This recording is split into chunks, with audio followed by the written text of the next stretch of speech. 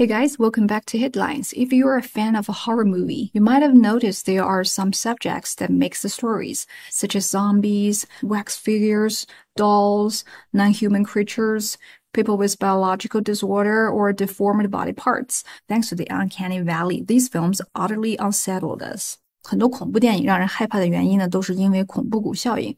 So today, let's check out what the uncanny valley is and why it upsets us. Since AI and robots are destined to become a part of our life, how do we get along with them in the future without these creepy feelings?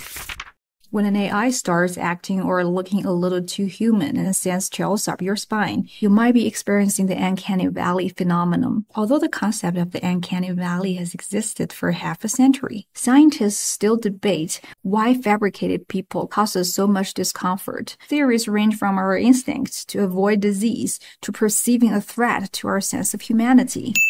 Send chills up your spine. 让你脊背发凉. It is a word-for-word translation, but universally understood. Fabricated people. 关于人造人让我们觉得不舒服的理论有很多. First of all, let's focus on what the uncanny valley is. The concept was first coined by a Japanese roboticist. He proposed that robots become more likable as they gain human-like qualities, but when they get too human-like, they start getting creepy. Then when they get nearly indistinguishable from humans, they get likable again. In these coordinates, the x-axis represents human likeness, and the y-axis signifies the familiarity or the reaction of human. As a non-human object becomes more and more human, the positive attitude and affirmative people hold for it increases. Until the likeness reaches about 70%, people's reaction for it slumps. But if the likeness continues going up, the affinity recovers and even expands. As you could tell, the things that fall into the valley are corpses, zombies, and prosthetics. 像假肢这样的东西也会让我们感到害怕。In the recent study, scientists found the most support for a theory called configural processing, the idea that uncanny valley reactions are caused by our sensitivity to the positioning and size of human facial features. Perceptual mismatch, another related theory, says that we become uncomfortable when we pick up on mismatched features, like realistic eyes but unrealistic skin. Configural processing 这个怎么翻译呢？构造性过程 Pick up on something is to understand something. 恐怖谷效应的来源是感知的偏差 Perceptual mismatch. 当你看到眼睛是真的，但是皮肤又不是真的，这种不协调感会让你觉得害怕。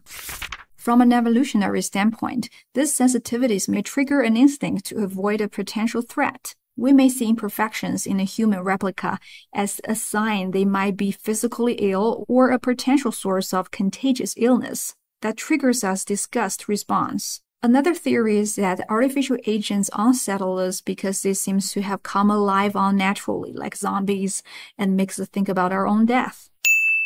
人们认为复制品不完美，看上去好像生病了，让我们觉得不舒服。Trigger here is to result in, but as trigger is related to pistol, pull the trigger, 拨动扳机, the trigger something is much more vivid than result in or lead to. 那另外一种理论就是说，复制品好像是死而复生的东西，让我们觉得害怕。Some cognitive explanations of the uncanny valley include the idea that we assign human-like qualities or a mind to artificial people, and this can cause cognitive dissonance and confusion since we don't know if we should treat them as human or trust them to behave as such. Evidence has suggested that artificial beings are unsettling because they challenge our beliefs about the uniqueness of human ability like reasoning, logic, and emotions. Cognitive dissonance, 认知失调. I'll put together the phrases about the inconsistencies in actions and cognition. Perceptual mismatch, cognitive dissonance, incongruity. The gist of the last two theories is replicas might threaten us as their cognitive ability stands enhanced.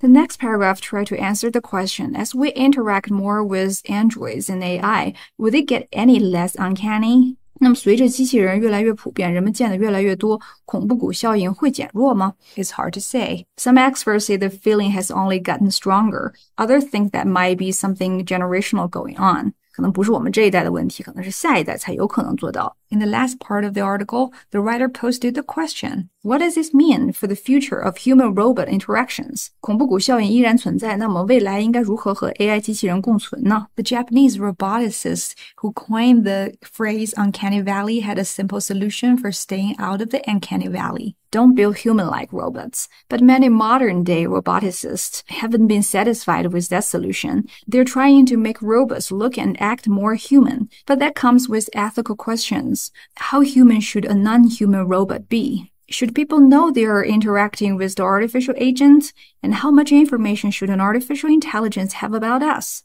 The experts think it's not necessary for the robots to look and behave exactly like humans. We also don't need them to make important decisions that we can make ourselves. He hopes roboticists and AI researchers focus more on building helpers that either restore or go beyond human ability.